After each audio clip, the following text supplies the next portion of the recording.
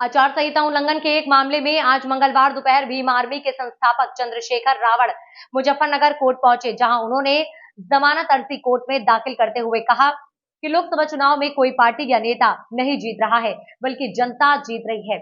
रावण ने कहा कि विपक्ष ने भी कोई अच्छा काम नहीं किया है, इसलिए विपक्ष भी नहीं जीत रहा है।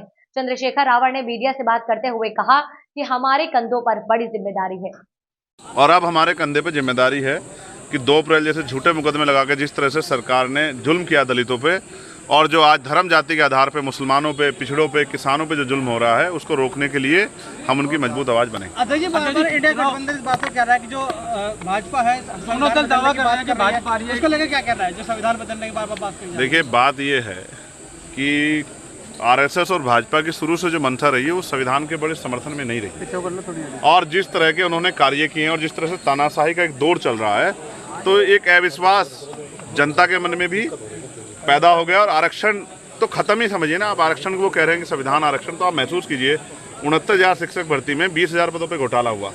आपने जिसने चोरी की थी 420 का मुकदमा जिस पर दर्ज हुआ शिक्षा मंत्री को, उसको बचा दिया, और जो 6,800 नियुक्तियां आपने गलती मान के निकाली, अब तक उन बच्चों को नियुक्तियां नहीं दी। तो इसका मतलब आप अधिकारियों के साथ तो घोटाला कर ही रहे हो। इसलिए संविधान के आधार पर देश नहीं चल रहा, इसलिए बार बार कहा जा रहा है। जबकि भाजपा के नेता भी इस पर बयान दे रहे, तो ये बयान देने की जरूरत क्यों पड़ रही है?